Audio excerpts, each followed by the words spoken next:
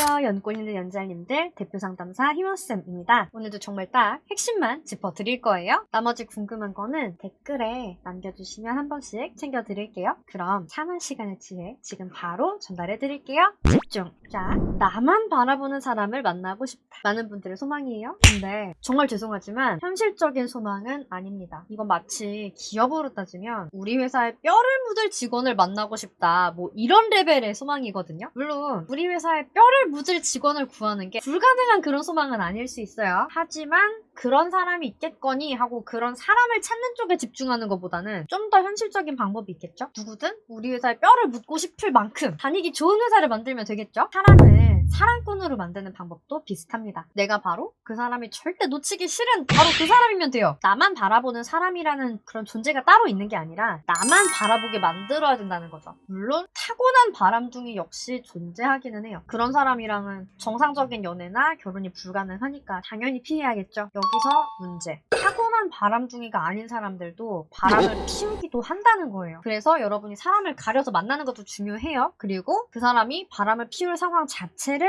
만들지 않도록 나한테 소중한 사람이 나한테만 빠져들도록 하는 기술 또한 개개인이 갖고 있을 필요가 있다라는 거예요. 어렵게 들리시나요? 다행히 사실 멀쩡한 사랑꾼도 바람을 피우게 만드는 엉터리 연애만 하지 않으셔도 대부분의 사람들은 바람을 피우지 않아요. 그리고 안타깝게도 오늘의 주인공 나폴레옹은 엉터리 결혼 생활을 했습니다. 나폴레옹은 사실 말년에 굉장히 헌신적인 아내를 만났어요. 그런데 이분이 결국 나폴레옹을 배신합니다. 왜 그랬을까요? 헌신적인 여자분이었는데 왜 나폴레옹식이나 되는 사람이 배신을 당했을까요? 그 여자분이 나쁜 여자였다 라고 할 수도 있겠지만 나폴레옹은 정말 모든 걸 잘하기만 했을까요? 살펴봅시다. 우선 나폴레옹의 둘째 부인인 마리 루이즈라는 인물을 헌신적인 여자라고 보는 이유는 이분이 남긴 편지 때문이에요. 나폴레옹이 황제에서 폐위가 된 다음에 이분이 나폴레옹한테 편지를 2번 보냅니다. 첫 번째 편지는 폐위 소식을 듣고 내가 찾아가겠다 하는 내용이었어요. 아내로서 남편의 불행을 나누고 내가 힘이 되고 싶다. 이런 내용이었는데 사실 당시에 이분이 나폴레옹을 찾아간다는 게 쉬운 상황은 아니었어요. 나폴레옹은 그때 당시에 퐁텐블로 궁에 갇혀 있었고 마리 루이즈도 아들을 데리고 파리를 탈출해서 다른 지역의 성에 피신을 한 상태였거든요. 그래도 남편이 너무 힘들어 보이니까 내가 위로가 되고 싶어서 찾아가겠다라는 내용이었던 거죠. 근데 가는 길 중간에 또 편지를 보내요. 이번에는 너를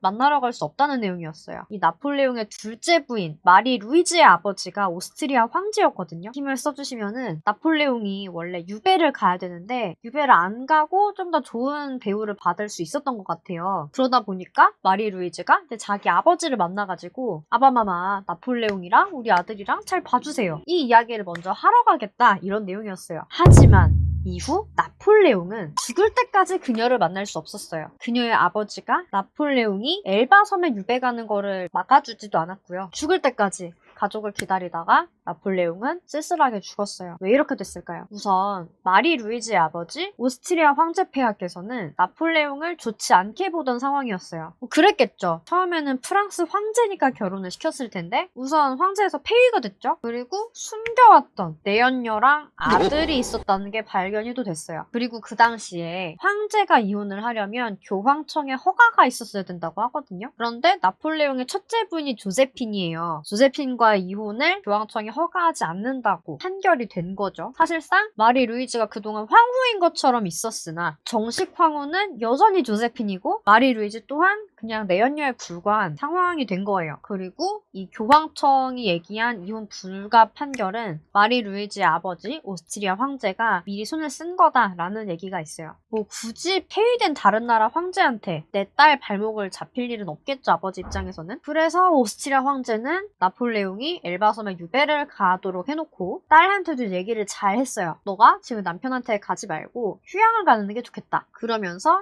딸을 감시도 하고 보호도 할 겸 백작을 하나 딸려보내요. 그리고 당부를 하죠. 무슨 수를 써서라도 나폴레옹한테 못 가게 막아라. 이게 황제가 백작한테 했던 명령이었고 우리의 마리 루이즈는 몇 개월 후에 결국 모두가 예상하시다시피 이 백작이랑 사랑에 빠져버립니다. 나폴레옹은요. 전 세계를 두려움에 떨게 한 황제였던 인물이죠. 권위적이고 또 옛날 사람인지라 여자는 열등한 존재니까 그저 남편한테 내조만 해야 되는 존재다. 이렇게 인식을 했다고 해요. 그러면 백작은 스펙은 어땠을까요? 나폴레옹보다 뛰어난 사람이었을까요? 의외로 전혀 아니었다고 해요. 당연히 백작의 스펙은 나폴레옹에 비해서는 꿀리는 게 되게 많았겠죠? 일단 지위부터도 백작이었고 애가 5 달린 유부남이었어요. 그리고 하필 나폴레옹이랑 전투를 했었을 때 오른쪽 눈을 잃어버렸대요. 그래서 해적처럼 이렇게 안대를 하고 다녔다고 해요. 그럼 얼굴은 잘생겼냐? 얼굴도 잘생긴 편은 아니었다고 하고 그냥 중년 아저씨였어요. 반면에 자상하고 배려심 넘치고 화술도 아주 뛰어났다고 합니다. 그러니까 나폴레옹에게 아주 헌신적이었던 마리 루이지였다고 해도 내연녀랑 숨겨둔 아들의 존재를 알게 되고 또 물리적으로 남편한테서 멀리 이렇게 몸이 떨어지니까 마음도 식어가고 또 옆에는 나를 보호해주는 자상한 사람이 또 있고 나폴레옹의 예전 모습이 자상한 백작이랑 되게 많이 비교가 됐겠죠. 그 전에는 그냥 하나뿐인 남편이니까 권위적이든 뭐든 그냥 따랐을 수 있는데 백작은 나를 인간적으로 존중해주고 아껴주고 챙겨주고 하니까 당연히 많이 달라 보였을 거예요. 나폴레옹이 나중에 죽으면서 자기 심장을 아내한테 보내달라고 유언을 남겼대요. 그런데 마리 루이즈는 나폴레옹의 심장을 거부했어요. 그래서 심장은 그냥 나폴레옹이랑 같이 매장이 됐다고 합니다. 실제로요, 바람둥이가 아닌 사람들이 바람을 피우게 되는 메커니즘도 비슷하다고 해요. 두 사람이 있었는데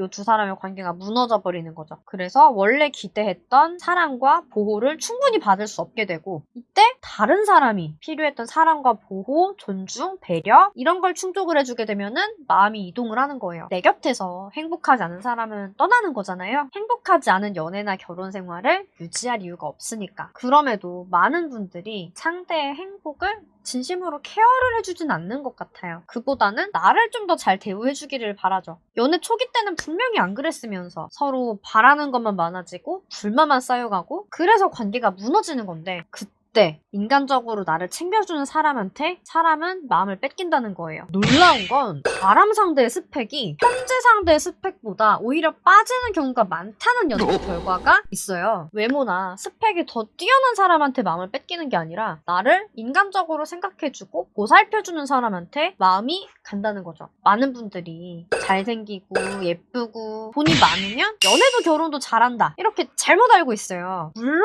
스펙의 후광 효과는 무시할 순 없어요. 다만 그게 전부는 아니라는 거예요. 막상 본인들은 인간적이고 다정한 배려 받고 싶으면서 나 말고 다른 사람들은 스펙에 눈이 멀어 있다 이런 식으로 생각을 하시는 거죠. 하지만 내가 존중받고 배려받고 싶듯이 사람이면 누구나 그런 따뜻한 온정을 관계에서 내가 느껴야지만 행복하게 살아갈 수가 있어요. 상대가 바람을 피우진 않나 전전긍긍하고 의심하고 닥달하고 그러시기 전에 나는 과연 그 사람의 행복을 충분히 지지해주고 지원해주고 따뜻하게 대해주고 있는지 한번 스스로를 돌아보시면 어떨까요? 나폴레옹이라고 아내를 사랑하지 않은 남편이었던 건 아니에요. 내연녀가 유배지까지 찾아왔었대요. 그래서 바로 돌려보냈대요. 아내랑 아들이랑 단란하게 지내고 싶으니까 집 내부도 가족들이 좋아하는 색으로 칠해놓고 눈이 빠져라 기다렸다고 해요. 그리고 한 번 황위를 되찾았다가 다시 유배가 되거든요, 나폴레옹이. 근데 이때는 아내가 안 돌아올 거다라고 절망한 상태였는지 본인이 좋아하는 초록색으로 집을 칠해놨다고 하더라고요. 죽기 전에 심장도 아내한테 보내달라고 유언을 남길 정도면 나폴레옹도 분명히 아내 마리 루이즈를 계속해서 그리워하고 사랑했을 거예요. 문제는 그 마음을 그녀가 충분히 느낄 수 있는 환경이었냐는 거죠. 나폴레옹의 마음보다는 백작의 마음이 더 힘이 되고 위로가 되는 환경에서 헌신적인 여자도 무너지게 됐던 거죠. 가능하면 서로를 배신하지 않는 게 제일 좋겠죠? 하지만 나도 힘들고 의지할 데가 없는데 내 연인이나 배우자는 의지가 안 되고 다른 사람이 나를 의지하게 만들어준다면 사람의 본능은요, 내가 더 행복하게 지낼 수 있는 방향으로 움직이게 돼 있어요. 여러분의 그 사람이 정말 소중하신가요? 그렇다면 그 사람의 행복에도 더 많은 관심을 기울이시는 우리 연잘님들이 되셨으면 좋겠어요. 그리고 정말 그 사람한테 내가 놓치고 싶지 않은 사람이 되고 싶다. 이 영상도 꼭 보세요. 저희 연자TV 구독자분들이 진짜 좋아했던 영상인데 더 중요한 내용을 진짜 충실하게 담았기 때문에 도움이 되실 거예요. 오늘 영상 보시면서 우리의 관계가 그래서 망가졌던 거구나 하는 분 계신가요? 저는 이런 상황인데 재회를 어떻게 해야 되죠? 이런 고민 있으신 분들이 댓글로 질문 되게 많이 남겨주시던데 좀 더 빠르고 정확한 의논은 진단지를 제출해 주시면 돼요. 진단지는 고정 댓글 링크에서 상황 남겨주시고 카톡 주시면 됩니다, 여러분. 그리고 댓글 이벤트 하고 있는 거 아시죠? 저한테 직접 상담 받으실 행운의 3인방 저도 너무나 기대가 되고요. 이벤트 공지 내용 참고를 해주세요. 제가 오늘도 진짜 핵심만 딱 알려드리려고 되게 많이 노력을 했는데 어떠셨나요? 공감 갔던 이야기나 깨달으셨던 내용들 댓글에 적어주시면 콘텐츠 만드는 데 진짜 큰 힘이 됩니다, 여러분. 그러면 우리 다음에 또 만나요. 오늘 영상이 좋으셨다고 하시면 좋아요, 구독, 알림 설정까지 꼭 부탁드릴게요. 안녕!